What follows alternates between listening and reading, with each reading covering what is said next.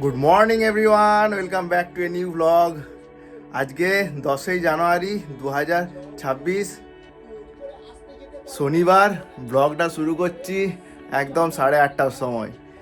পিউ ঘুম থেকে ওঠানোর সময় ছিল আজকে আমাদের 9টায়, কারণ ও 9টার সময় স্কুল আছে। আজকে শনিবার হওয়া সত্ত্বেও আজকে স্কুল আছে পিউর আজকে উইন্টার ডে সেলিব্রেশন স্কুলে আছে।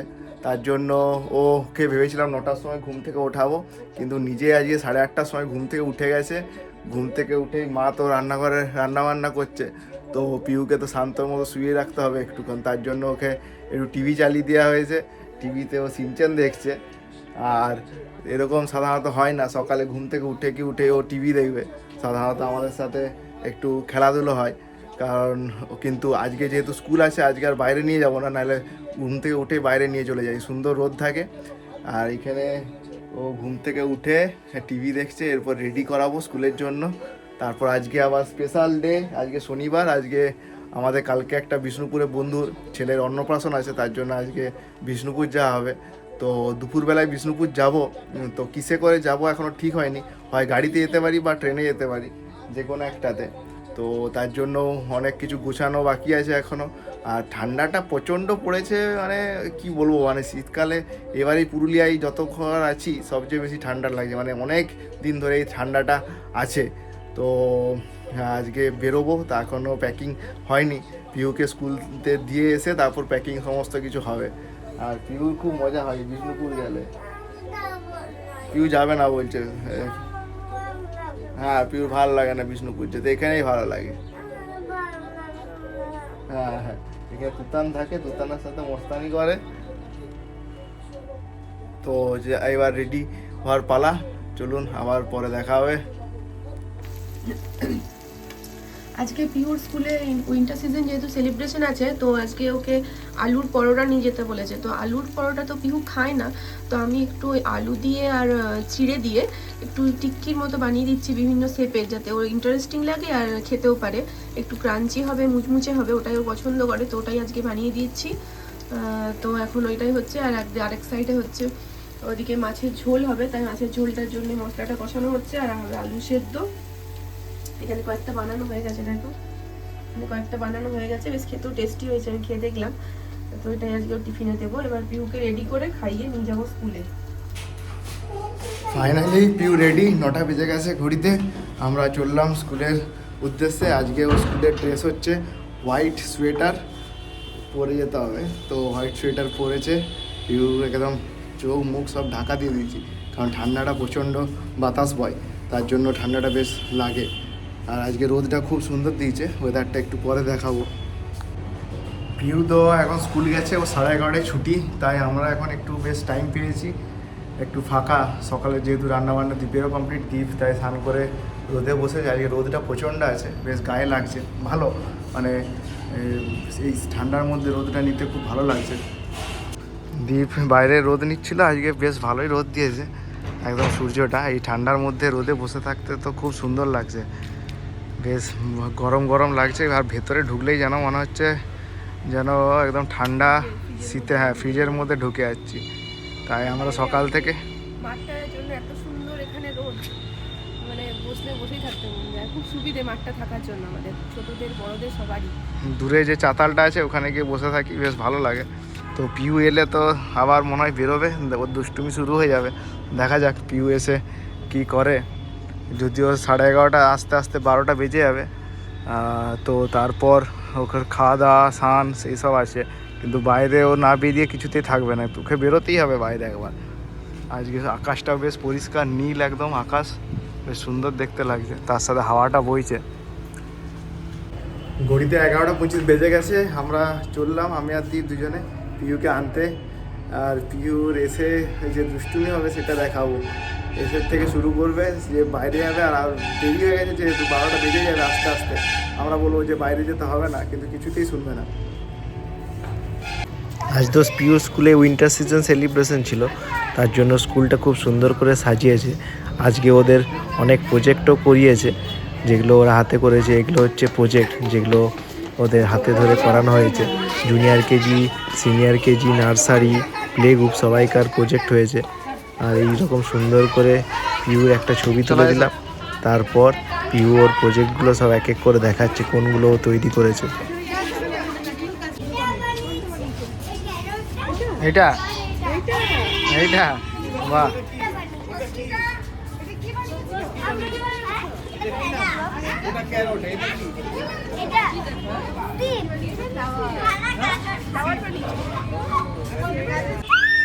চলো চলো। পিউ স্কুল থেকে এসেই শুরু হয়ে গেছে দৌড়াতে, যেরকম বলেছিলাম।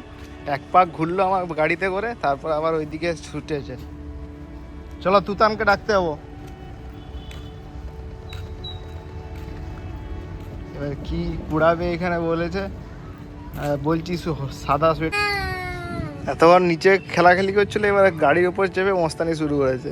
গাড়ির উপরে চেপে মাসিকে একটু আগে শেখাচ্ছিল কীভাবে গাড়ি চালাতে হয়, নিজেই এবারে গাড়ি চালাচ্ছে। পড়বে তার ধরা চলবে না, তাও ও শুরু করেছে। হ্যান্ডেল এদিক ওদিক ঘোরাচ্ছে, চাবি খুলেছে।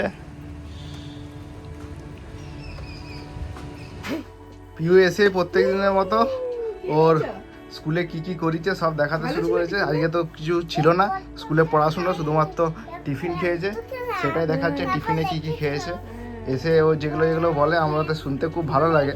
ও বলে স্কুলে কি কি করেছে, বন্ধুদের সাথে কি করেছে, স্কুলে কি লেখালেখি করেছে, সব আমাদেরকে বলে। টিফিন এটা পুরো ভর্তি ছিল, অনেকটা খেয়ে নিয়েছে। বেশ ক্রাঞ্চি ছিল বলো। কুরকুরকুরে ও তো ঢাকা দিয়েছিল, একটু নরম হয়ে গেছিল। আর এসে বাইরে থেকে ঘোরা হলো, এরপর টাইম হয়ে গেছে 12টা বেজে গেছে। এবারে পিউর স্নান হবে, স্নান হয়ে খাওয়া দাওয়া, তারপর আমাদের রেডি হয়ে বিষ্ণুপুর যাওয়া। আজ তো বিষ্ণুপুর যাওয়া হবে। কালকে আমাদের বলেছিলাম একটা বন্ধুর ছেলের অন্নপ্রাশন আছে, তার জন্য পিউ এখন সাজাগুজো করে নিচ্ছে মায়ের কাছে এখন নীল পালিশ লাগিয়ে নিচ্ছে।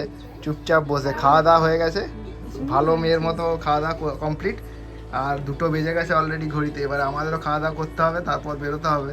যেহেতু আজকে ট্রেনে যাব, তাই একটু আগের থেকে বেরোতে হবে 3টার মধ্যে।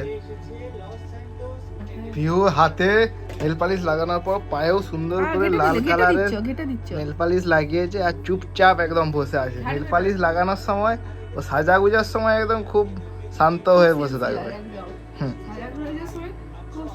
কোনো কিছু নষ্ট হওয়া চলবে না। সুন্দর হয়েছে, সুন্দর, ভালো হয়েছে। রেডি করে দিতে হবে, চুপ করে। হ্যাঁ, কিন্তু মাঝে মাঝে দুষ্টুমি করে। এই যে 2টো পা একসাথে লাগিয়ে দিচ্ছে, লেগে গেলেই তো ঘেটে যাবে। ঘড়িতে 3টা বাইরে চললো, এরপর আমাদের বেরোনোর পালা। কিন্তু পিউ এত দুষ্টুমি করেছে, কিছুতেই জামা প্যান্ট পরবে না, বলছে বাবার কাছে পড়বে। বাবার কাছেও পড়ছে না, মাসির কাছে পড়ছে না। মাসি পরান তো দেখি, এদিক ওদিক ছুটে বেড়াচ্ছে।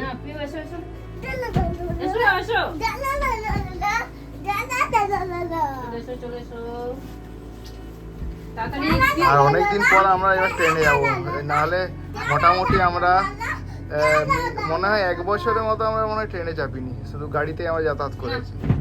আজকে যেহেতু কম দিনের জন্য যাচ্ছি, আজকে যাব, কালকে নিমন্ত্রণ, আর সোমবারই আবার ব্যাক করব, তার জন্য আর গাড়ি নিলাম না।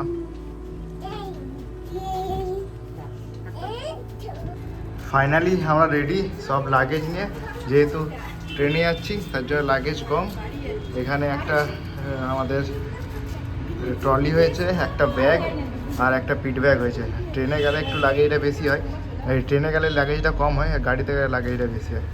আর তার সাথে বিহান দাদা চলে এসছে পিহুর। এরপর ট্রেনের দিকে পিহু নিজের দিদিদের বন্ধুদের সবকে টাটা করে তারপর আসছে ইহা দিদি কোলে চেপে। মাসিকেও টাটা করে দিল। চলো, আর আমাদের এই স্কুটিতে করে সমস্ত মাল নেওয়া হয়ে গেছে, এরপর চলছি। ফাইনালি পৌঁছেছি স্টেশনে বাইকে করে তো এলাম। তারপর পিহু শুরু হয়েছে দুষ্টুমি, বলছে এই ট্রলিতে করেই তারপর যাবে। তো আমাদের যেহেতু নর্মাল টিকিট, জেনারেল টিকিট, তার জন্য আমরা দেখছি, খুঁজছি। মোটামুটি সব ভিড়ই আছে, তো কোন বগিতে ওঠা যায় দেখি। এখন এটা হলো রূপসী বাংলা এক্সপ্রেস। ফাইনালি আমরা একদম ট্রেনের সামনের দিকেই একটা জায়গায় সিট পেয়েছি। পিহুর তো খুব মজা হচ্ছে, ট্রেনে অনেক দিন পর যাবে, এটাও একটা কারণ পিহুকে নিয়ে যাওয়ার ট্রেনে করে। যে ও মজা পাবে ট্রেনে গেলে। পিউ লাস্ট 1 বছর আগে নয়, আমরা যখন বৃন্দাবন গেছিলাম, মানে 4 মাস আগে, নভেম্বরে। হ্যাঁ নভেম্বর, না অক্টোবরে তখন লাস্ট চেপেছিল ট্রেনে। তারপর এখন তো তখন চেপেছিল, হ্যাঁ হ্যাঁ ওইদিকে বসছি। তো যখন লাস্ট বৃন্দাবনে ট্রেনে চেপেছিলাম তখন তো মানে 3rd এসিতে চেপেছিলাম। তো তার জন্য পিউ বলছে যে এখানে উপরে শুবে। পিউর এখনো মনে আছে ট্রেনে চেপে শুতে হয় বলে।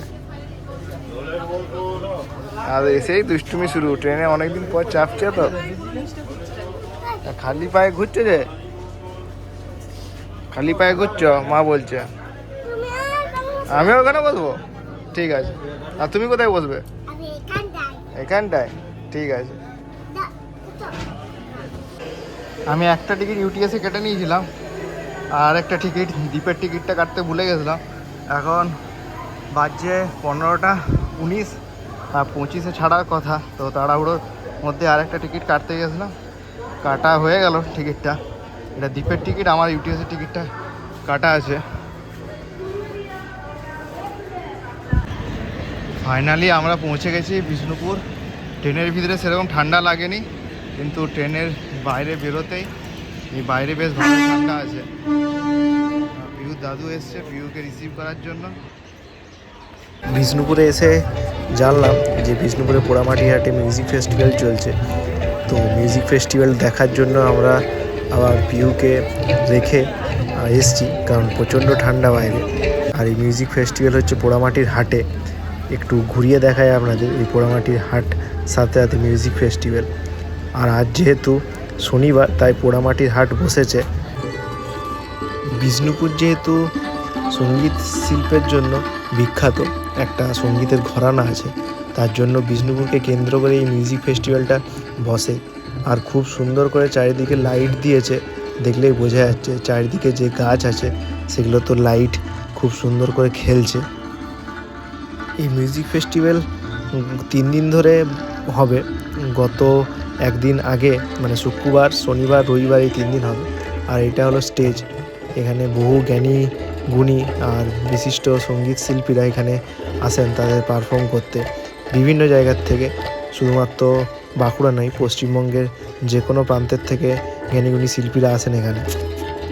মিউজিক ফেস্টিভ্যাল মানেই মেলা, আর মেলা মানেই এখানে বিভিন্ন খাবারের দোকান বসেছে। ফার্স্টেই আমরা পেলাম পিঠের দোকান। তো পিঠে তো খেতে ভালো লাগে এই শীতকালে, তাই দুজনে মিলে পিঠে খাচ্ছি। পিঠের পর গরম গরম জিলাপি বানিয়েছে। আর অনেক দিন আমরা বাইরে এরকম পাঁপড় খাইনি, পাঁপড়ও খেলাম। এরপর চলুন আপনাদের একটু মেলাটা ঘুরিয়েই দেখাই। তার সাথে আজ যেহেতু পোড়ামাটির হাট শনিবার, তার জন্য এখানে অনেক দোকান বসেছে যেগুলো লোকাল মার্কেট এখানকার। আর এই লোকাল মার্কেটে কেনার জন্য বহু পর্যটকদের ভিড় হয়। এটা অনেকটা শান্তিনিকেতন সোনাঝুরি হাটের মতনই। ঠান্ডাটাও বেশ ভালোই লাগছে। এইবার আমাদেরও বাড়ি ফেরার পালা। তাই আজকের মতো আমাদের ব্লগটা এখানেই শেষ করলাম। আবার দেখা হবে একটা নতুন ব্লগ নিয়ে। সবাই ভালো থাকবেন, সুস্থ থাকবেন। টাটা বন্ধুরা।